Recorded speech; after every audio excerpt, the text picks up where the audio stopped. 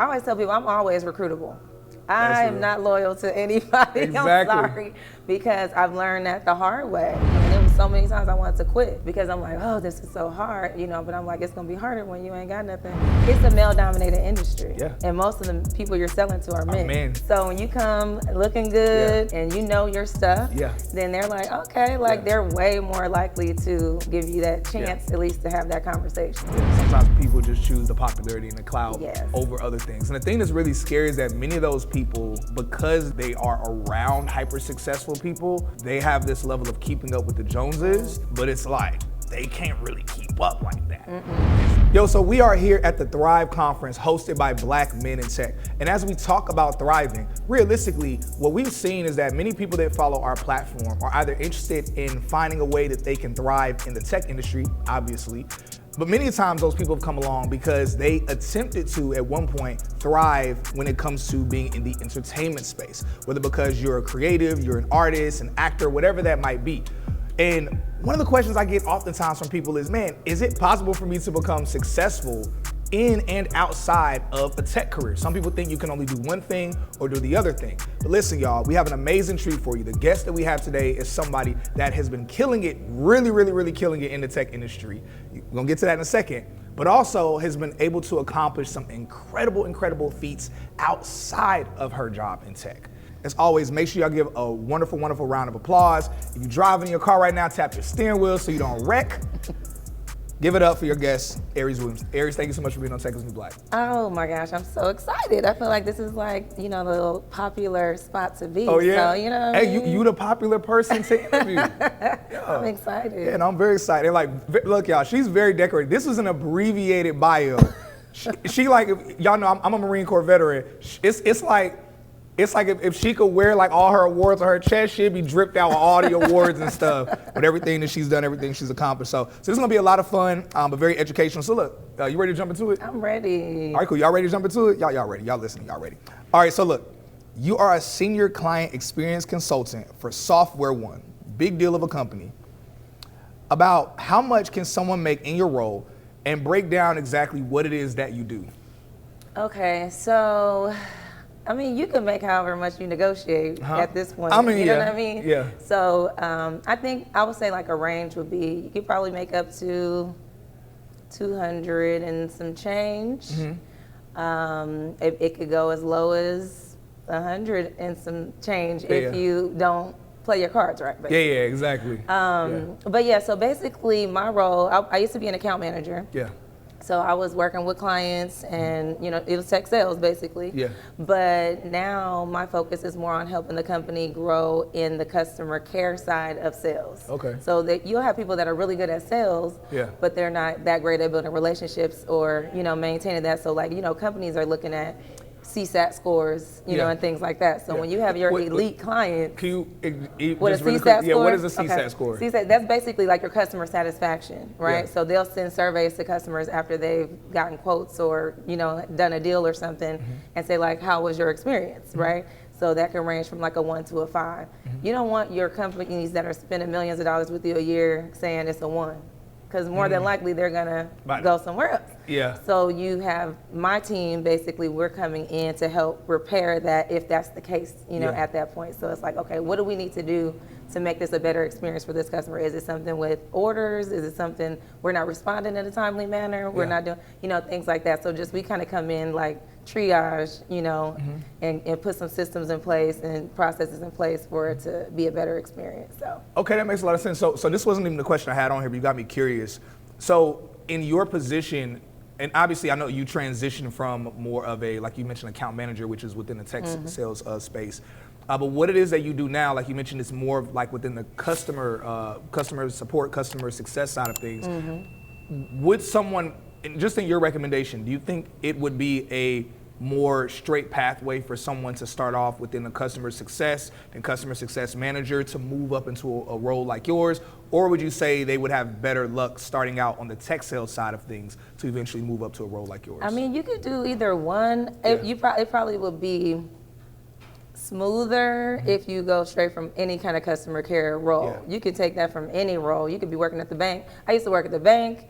I worked as a technical support rep for AT&T. I was a business analyst, a project manager. I've done all these. Yeah, I was looking at your LinkedIn. I said, yo, like clank, clank, clank. All yeah. So, and I actually used to do this before I got into sales. I wasn't ever in sales. Like, I only did sales for 3.5 years. And that was just to be like, oh, people were like, your personality, you need to like do sales, you can make money, whatever. And even when I was in sales, I was using my customer care experience to get my clients to sell themselves, really, right? So I just like, if they like me, they're gonna buy from me. So I'm just gonna make sure that that's, cool. So I think you could do either path, really, but some people don't want to go through the sales path because they're like quotas and, all that kind of stuff. But yeah, you can definitely do that. I predominantly see women who are naturally more intimidated by doing a sales job. And I know that sales in and of itself is way more male dominated. It's even seen as like a very masculine role. But one thing I can say consistently is that whenever I see women in sales, they are just beasts. It's like they're just beasts. I have like such a immense respect for women that are in sales or have been in sales, because there's just something different about like when a woman is like selling something and she confident, it's totally different than when a man is. So the key is this, right? It's just like if you have a woman bartender, they're gonna get more tips, you know? It's a male-dominated industry, and most of the people you're selling to are men. Yep. So when you come looking good, and your stuff, then they're like, okay, they're way more likely to, give you that chance at least to have that conversation. Yeah, right? I love it.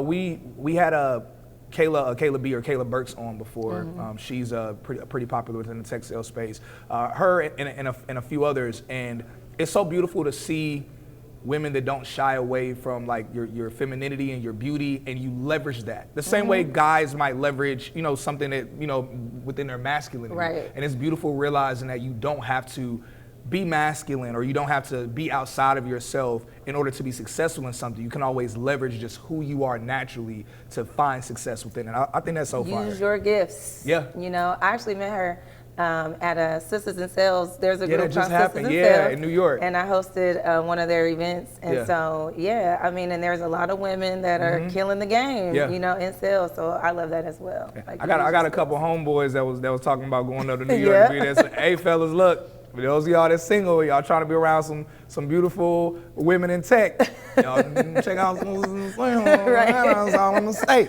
And they making money. Yeah, exactly.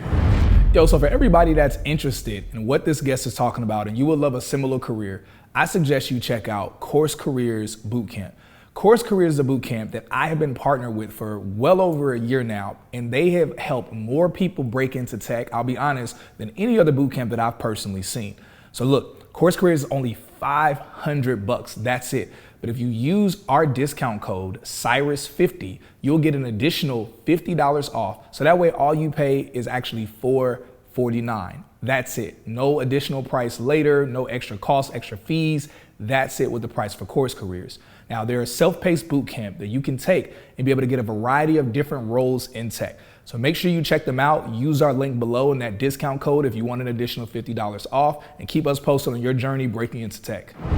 So we're talking about you being at these different variety of companies, and that's perfect segue to the next question. So you've been in tech for 20 years. Would not be able to tell that. I'm only like 25, so I don't know. You look 25, and so I don't know, but so you've been in tech for 20 years. And you've done a combination of job hopping and staying at companies for a while to get several promotions within that company. Usually we see people that have either, traditionally stayed at companies for a very, very, very long time. But today we see a lot of job hopping. You've done a combination of both. Want to know from you, how do you know when you should job hop from a company to another versus when you're at a company, you're like, no, I'm gonna stay here for a while. I'm gonna move up the ranks. Like, how do you decipher that? And of course, communicate that in a way that kind of help people navigate their own careers. Like for me though, when I started, I'm only 25, but it was a long time ago. And that was the time where people would tell you to stay at a good company, an AT&T or something, like stay there, you could retire, and all that, right? And so I had that mindset going in, and I just move different roles, right, within the company, because certain companies you can do 20 jobs in one company and just kind of keep moving up. But I think that once you realize that there's not any more growth for you, or you decide you want to transition doing something totally different that may not be the specialty of this company, right? There might be something else. I always tell people I'm always recruitable. I am not loyal to anybody. I'm sorry, because I've learned that the hard way, because when the needs of the business change, if they want to, cut the department or do this, then they're not going to be loyal. So you always got to, I'm on LinkedIn all the time. I'm always looking, let me see what else is going on. What's the trends, And so also, if you want to make more money, that is kind of the way to get a quick 20K, or whatever, if you need to do something different. So, I think you can feel it, it's like there's a book called Who Moved My Cheese. It's a quick read, right? But it's like when you can kind of sense that things are shifting, or maybe there's a new CEO, maybe there's some new, changes in the org, and you're like, the I'm company really gets bought by another company. Yeah, and so you're like, nah, this not really still aligning with what I want to do, or maybe I don't feel heard here or seen here. There's different things that you could, determine what the next move should probably be. I think that's incredibly important for people to highlight. And I want to emphasize what she just said here, because many times people get in this industry, especially when people are new to this industry. They get in the industry, and then they kick their feet up, they're excited, they're like, oh my God, especially if they hit that 6-figure mark. Right. They like, yo, I'm good, life is good, I'm chilling. And many times they're not paying attention to what's happening within the company. They're just so focused on flexing on social media, telling people I'm in tech now, but they're not paying attention to what's actually happening within their company. Yes. And so that's why even like Tech is New Black, our original kind of saying or slogan, which we're evolving from this now, but originally was breaking the tech, scaling tech, start your own tech business. But the part of the scaling component was like, yo, don't just get in the industry, but scale. Scale not just meaning in terms of your salary, your position, but scale in terms of your understanding of this industry, both the opportunity and the threats. And so I really think it's important for people to really absorb what it is that you just said, and to operate within that same wisdom. Because if you wait, like you mentioned, if you wait until your cheese get moved, now you scrambling and you looking real crazy. Exactly. You got to attend the company town halls. Find out what's the focus, of the business. What are they putting their money into now? What companies are they investing in? Maybe you need to start, if it's some AI, or something like do some training, so you can have your skill set up, and maybe you can move, into new roles within the company and stuff like that too. So. Yeah, no, I love it. So people in tech are usually fearful of their career being ruined by doing something that isn't politically correct. And you being someone who's done reality TV, we both know that reality TV shows are infamous for editing clips to make people look crazy, make them look not politically correct at all. So wanted to know, how did you navigate that risk? Like when you decided, when you said, hey, I'm gonna accept going into reality TV, I'm sure you thought about that, because people would say, we care about our careers, we care about our career brand and how we look.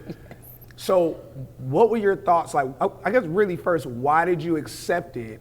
And then how did you go through with kind of navigating that risk? So I was on Ready to Love. It's a dating show, a little less risky, than some of the other ones that are out there, where literally everyone's life on the show is about drama, right? But I definitely care about my, my job, my reputation, things like that. So, I mean, I feel like it wasn't that difficult, because I kind of carry myself like that every day. I was being my authentic self as much as possible on there, but I also was being aware of, like, there would be times where certain personalities on the show that like to argue, they want to go back and forth, try to push people's buttons, and things like that. So for me, I had to really tap into my emotional intelligence and make sure that I'm regulating, so that I'm not like, I would know that there will be a time like where someone would say, maybe they say something I really want to comment on. And I'm like, I'm not about to comment on this, because it's going to be a back and forth. Right? And that's going to look bad. Especially if they choose to edit it a certain way. No, they're going to edit it. They're going to do it. So you start learning that, and I'm like, I'm just not going to say nothing. So I really, probably the first couple episodes, you didn't really see a lot of me, because I wasn't chiming in on things and I was being more quiet than, you know, I probably would in regular life. Yeah. I was like, if this was regular, I would have said something. You know what I mean? But we ain't trying to be. Exactly. My coworkers watching this. You know what I mean? Yeah. My boss was watching it. Like, I'm like, no, we're not. And it's so interesting because from their vantage point, they know you, but they don't know what's edited and what's not. Yes. And so even though they know you, they could see something and be like, whoa, is this how Aries really is? Like, yo, she really think like that? Exactly. You know, all the while, you know, you don't see it until the same time it drops. You're like, that's not how it happened. Exactly. But they're gonna be like, no, that look like that's how it happened. Yeah, I was on just one episode. I was featured on a reality TV show. I can't even remember the name of the show, but I remember I was featured on it, and they had us do the same scene twice, and that was weird. I was like, okay, it's supposed to be reality, but we have to reenact what just happened. Okay, whatever, cool. But I remember how they spoke to the women that were the cast members of the show. And they wanted to redo it, but they wanted them to like act out. And because I was hosting an open mic, so I was a host of an open mic event. They had the women show up, and they wanted us to do poems about God, about faith, about hope, about love. And at first, the women actually were enjoying the poetry. They were like, "Oh my God!" And then they were like, "No, we got to redo it." They said, "No, we need y'all to act ratchet." Like, they didn't say ratchet, but basically they said, no. They said when he's talking about God and Jesus, say some crazy stuff. See, no. And I remember seeing that, and I was like, that's so wild to me. All right, so countless people have been asking how they can be guests on Tech is the New Black. And ever since we have grown to being the largest tech business and tech career platform in the world, those requests have gone through the roof. So for everybody that wants to be a guest on Tech is the New Black, here's all you have to do. Are you ready?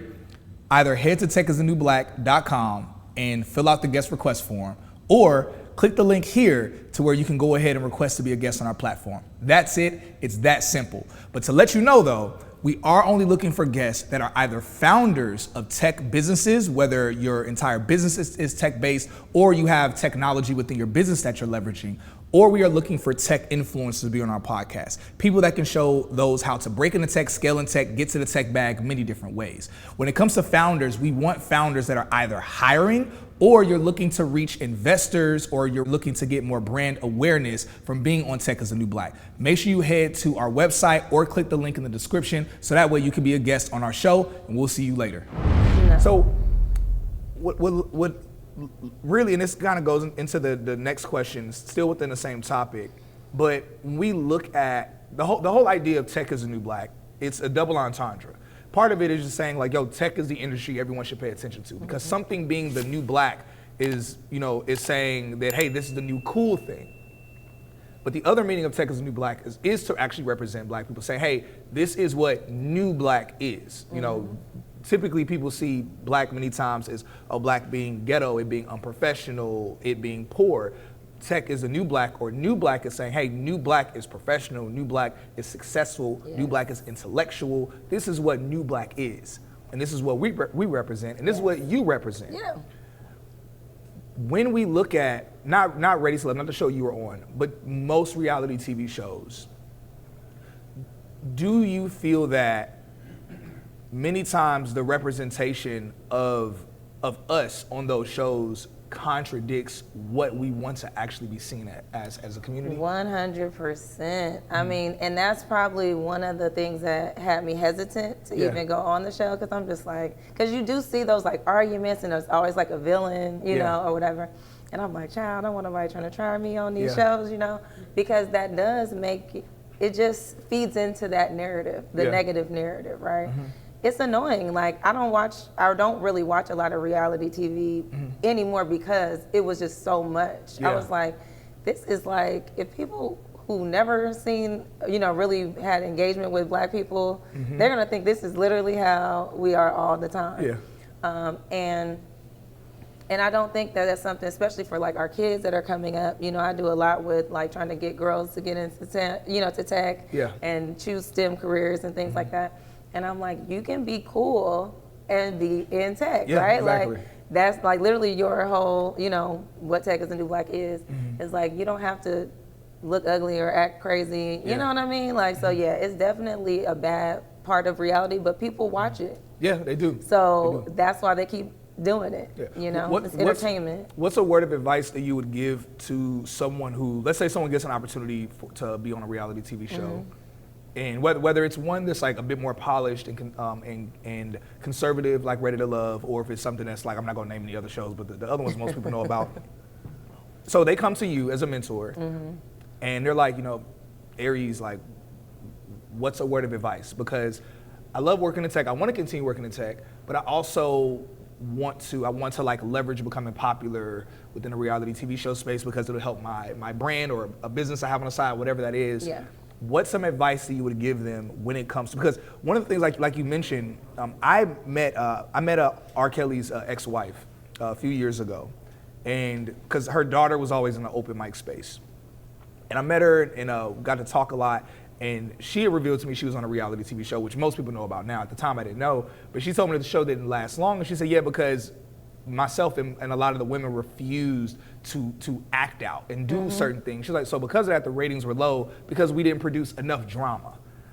And she said, especially me, she said, I refuse to do certain things. And I was like, yo, shouts out to you for that. But at the same time, it's like, but dang, her career was short-lived because she chose to not act out a certain way. So how do you think someone can navigate becoming popular in that space while still maintaining a certain level of basically respect and also keeping their career brand intact? Or maybe do you think it's not even possible? Like, what would you advise? I think it's possible, but the thing is, people like entertainment, right? Yeah. So unless you're just like super funny and you got all the one-liners, you know what I mean, or whatever, you can make it work. But I think because of the nature, so the advice I would give would be like, go to therapy. Yeah. Right? Like I'm all about, you know, therapy, and I kept going while doing the show as well, right? To talk out all the things, you know, with her.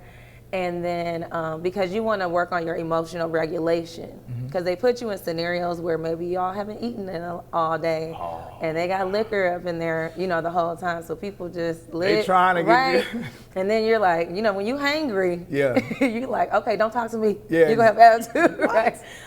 So you got to pay attention to that. So sometimes I'll be like, I'm not drinking. I'm just gonna drink water. Yeah. You know, or whatever, until I get a sandwich. You know, or whatever, right?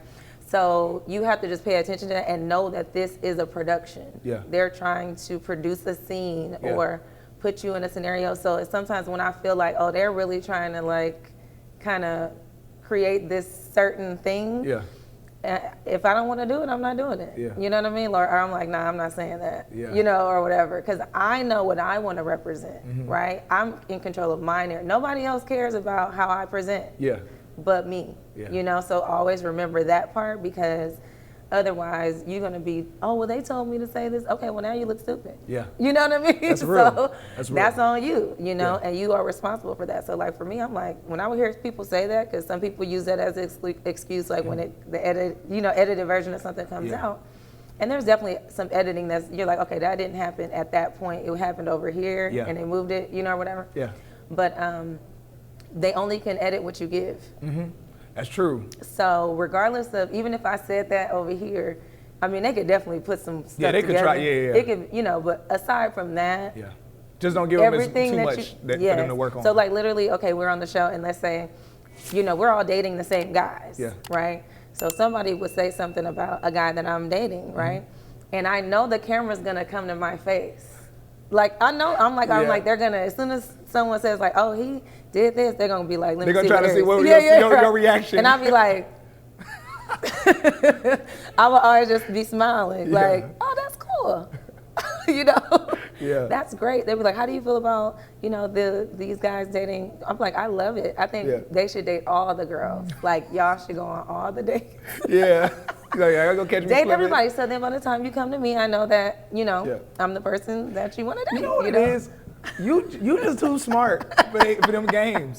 Because I'm sitting here listening to you, and in the midst of the conversation, I'm remembering, I'm like, oh yeah, I'm talking to the same woman that's moved up in the tech space, that's been on the tech sales side of things, that's worked with enterprise clients. And like, naturally, you have to know how to navigate, negotiate some very interesting territories with like millions and hundreds of millions of dollars on the line. Yes. So you doing things like that for years, it's like, ain't no way some reality TV show could play you. Yeah, no. I mean, I had customers that were Trump supporters that would they knew that I was not a Trump supporter, right? But they would like kind of throw that out there to try to check me. And I'd be like, I love that. I'll be like, you should. I love that for you. I said, it was the point where I'm like, I don't care who you vote for, as long as you sign this SOW when I get done. Exactly. I do not care. And then it loosened them up to where they're like, okay, she's not even fazed by me. Exactly. You know, they know they're playing games. You know, trying to do it, and I'm like, I could care less. Exactly. I'll be like, go ahead and get your Make America Great Again hat. Go. Yeah. You know what I mean? Like, I don't care, because at the end of the day, you have a goal in mind. So that's either with the reality thing or with tech. Yeah. That's a lot. You got to stay focused, because people are going to try, especially if you're black in this space. Like, I've been the only black woman on my team for 3 years. Yeah. Wow. So it's like, you got to know you got to be confident in who you are. And you're like, I'm trying to get to this bag or whatever you're trying to get to. You keep that at the end of that needs to be always in sight, you know? That's what you just said was such a bar. That goes way beyond tech. That's really a huge life lesson, because many times people, they mess up a huge opportunity because they get rattled by something someone does. And that's not to downplay the rattling, but it's to just really talk about, no, like, you need to be a person, you should become a person where it's like, you're unmovable despite the rattling, because you're so focused on the end goal. You're like, yo, I'm not worried about all this extra stuff that's happening. And I'm not saying that because I've never been rattled. I've been rattled. Yeah. I've let people shake me, you know, and I'm like, dang, why'd I let that happen, you know? But I'm from the hood. Like, everything I have, I'm talking about, I come from the bottom. Yeah. So like, I was a 7-year-old saying, I'm not about to live like this. I don't want this life. So I literally focused, because I was like, I'm going to school. Like, I'm going to get whatever the education I need to get the heck out of here. Yeah. So that was already in me from the beginning. So it's like, no, we gotta go. You know, and it was so many times I wanted to quit, because I'm like, oh, this is so hard, you know, but I'm like, it's gonna be harder when you ain't got nothing.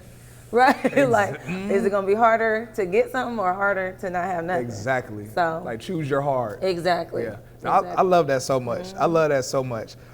So look, let us know what y'all think about the bar that she just dropped in the comments, because she's giving so many bars passively. She's trying to just skirt past them. And I'm like, no, run that back real quick. Let us know, like, just out of all the bars she's been dropping so far, like, what gems that you've been appreciating the most. If you're interested in breaking into a 6-figure career in tech or scaling to over $500,000 in tech, then this video is for you. If not, then just swipe away. But I was able to break into the tech industry October 2021. And in my first year, I scaled to over $500,000 in tech.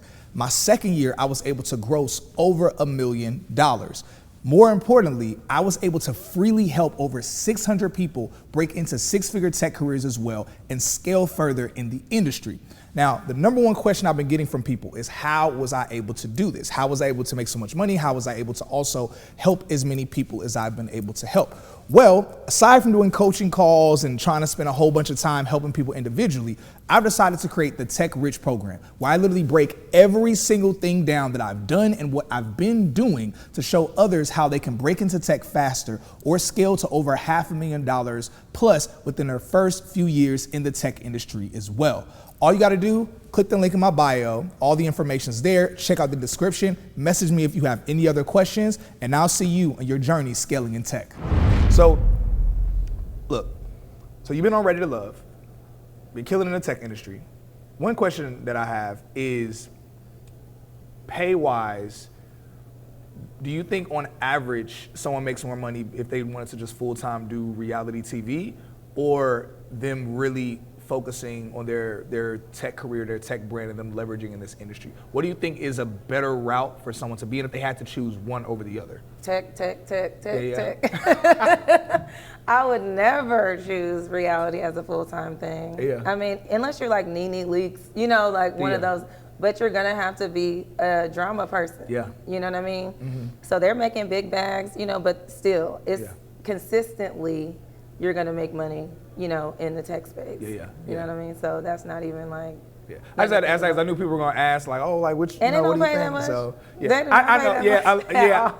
I low key know that, but it's sometimes and you know this better than I know this. Like sometimes people just choose the popularity and the clout, yes, you know, over other things. And the thing that's really scary is that many of those people, not only is that industry so volatile, but many of those people, because they are around hyper successful people, they have this level of keeping up with the Joneses, but it's like they can't really keep up like that. And so that's a really scary space to be in. That's like, how folks end up going to jail. You see that headline. all the scam stuff. Yeah, like we're not trying to be scammers. We're trying to actually pay our taxes. You know? Yeah. So we're not doing that full time. All right, so one of the conversations that are constantly happening that I get from a lot of different women and even men that are getting into tech is they're like, yo, like, you know, I'm looking for me a tech dude. They don't say tech dude. They don't say dude. They say something else. But you know, we gonna keep it professional. But they like, yo, like I'm looking for a tech guy. You know, or same thing with guys. Guys are like, yo, like, you know, they go to Citizen Sales or Baddies in Tech. They be like, man, what a tech honey's at? Right. Afro Tech about to come over there. What a tech honey's at? Speaking of being on Ready to Love, what has your experience been like when it comes to dating successful men in tech versus maybe men in the industry, artists, actors, whoever? What has your experience been like? And would you encourage women to date men that are in tech? Child, these men are men, okay? It's not no difference. Yeah. It's not no difference. I think the thing is that they're looking at that because the men, you know they're probably making some money. Yeah. Right? So and probably seen as intellectual as well. It's like, oh, he's a cute guy. Yeah. It's like, oh, I want a nerd. No, you want somebody who makes some money. Yeah, exactly. It's like, you don't care if you're a nerd or a thug. Yeah, you're like, money. I want he need to be a corporate thug with a nerd with a little, no, you won't. You need to be a reformed hood dude that love Jesus but still smoke and still all that. Exactly. Yeah. So I don't think it's really a big difference, honestly. I mean, yes, if you want someone, you know, they're doing something different and, you know, you can learn from them and things like that. That's cool, you know, but as far as the dating part, it's the same. It's the same. It's the same. It's the same. Rhea, why you gonna say it like you date? Y'all Rhea behind the camera like it's the same. Rhea, what tech dudes you been? We gotta mic Rhea up. Right. Let me find out that you here. You got a boo here at the conference. let me find out. Yeah, no, we ain't cut that out. Keep that in. Hey, look, y'all. For all the men that's watching this, those of y'all that are in tech. Look, hey, Rhea looking for a tech zaddy. She looking for a tech zaddy. Tech zaddy.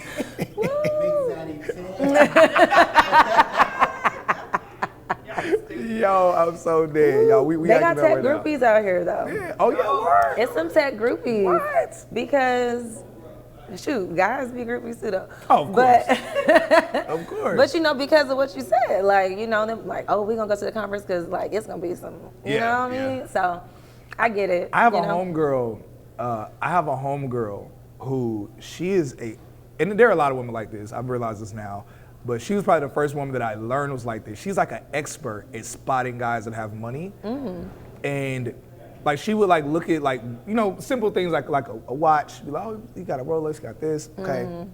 But then she like really would dial in and peep game on what card a guy was paying with. To be like, okay, is he paying with an Amex? Is it a debit card? Like, what is he doing exactly? And she would just really narrow in on certain things. What's really funny to me was that I introduced her to a homeboy of mine. She ended up meeting a homeboy of mine. And he's actually the dude who inspired me to get in the tech industry. Okay. And, you know, he had a dope pad. And they started dating really quick, like really. Like the next day, bingo. The very next, like literally she met him that night. The next morning they were getting brunch. Dang. And then later that night they had dinner. And then all that week, they went out on like an average of like 2 dates a day. It was crazy. And that's when I was like, oh, and all the restaurants they were going to, at the time, were restaurants I'd never heard of. You know, is the STKs or Ruth Chris. And he was naming all the restaurants, and I was like, that's in Atlanta? And he was like, yeah. And he was like, you know, he was my homie, but he was being real with me. He was like, bro, you got to make a certain type of money to go to spots like that all the time. You know, and so that's when I realized, I said, bro, you making money like that? I'm like, you going to all these restaurants? So, but what's funny to me is how he was the first tech dude she's dated. Since then, and it's only been like 2 years since then, she's had like 2 or 3 other like tech boyfriends. Like, she is not playing. A couple of them have been on the Parker. I mean, but now she is like tech, men in tech. She's like, as soon as she hears dudes in tech, she's like, okay, cool, I'll talk to you. It's the new lawyer, doctor. Yeah. You know what I mean? Yeah. Like, it's doctors and lawyers making the same money as people in tech. Yeah. You know what I mean? So you can definitely, it's a place. Yeah. You know, it's another pool. Yeah. You know, but these men the same, child. Hey, look, yeah. Y'all the same. Choose your struggle. Choose if you want to struggle with a medical doctor working 12 hours a day, right, surrounded by a whole bunch of nurses, or you want to be with a lawyer or a tech dude at tech conferences. So, no, that's funny though. So look, you have really been killing it so much in this space. Would love to give you the floor just for anything you want to communicate that's on your heart, whether it's something that you're working on, that you're doing, as well as just reality, like just another gem or nugget that you want to leave people with. My main thing is about promoting like authenticity. Yeah. You know, whatever you're doing, when you walk into a room, and in this industry, you're gonna be probably one of the only ones as a Black person, right? Yeah. So you gotta be yourself. I always tell my team, like, I'm like, you're welcome, you know, for my presence. Yeah. You know, not even to sound like cocky or nothing, but it's really like, I'm giving you a chance to authentically be in a space of a Black woman, you know, who I am, get to know me, learn me, you know, and things like that. Yeah. And so, like, it's a value. And honestly, me being as authentic as I am, this is probably, this role, this company that I'm in right now is probably the most of my authentic self I've been at a company. That. I mean, I walked through the door that way. Yeah. Like, I'm like, I have my faux locks. I'm like, this is who I am. I got a podcast called Bold Black Girls. Yep. Y'all got a problem, you know, whatever. And they love that. Yeah. Like, literally, they're like, oh my God, we have someone in here who can, like, help us, like, learn this stuff that we just didn't know or wasn't even comfortable asking. You know what I mean? So you can help make change in the space by just being who you are, you know, and most of us, we're already techie. We already know this, that we're innovative. I was saying in our session yesterday, I'm like, how many ways you can use a plastic bag? What? Baby, we could use a bag and do, we got so many things that we've created. We know how to make something stretch. We can make $1.15. You know, we know how to make things happen. So you take all those skills and bring it into whatever that role is and make it yours. Don't try to copy what other people are doing. If you're in tech sales, you don't have to sell like the other people. Yeah. Do it the way that works for you. Yeah. You know what I mean? And so I think that's the biggest thing that I value when I meet people and they're genuine. You know, people are gonna feel that. You're gonna feel it. So let people feel who you are and don't, you know, hide your Blackness. You know what I mean? You don't have to speak the same way as everybody else. You don't have to wear your hair the same way. Like, be your full self, you know what I mean? And so, and yes, I do have a podcast called Bold Black Girls. We're on YouTube as well as any podcast player of choice. We're trying to get on the tech is a new Black level, you know. But now that we're partners, I'm glad that we, you know, you support us. So, definitely. So I'm definitely, thank you for having me. I am really excited. I love your platform. I love everything you're doing. You making tech cool for us, which we need. Because we need more of us here.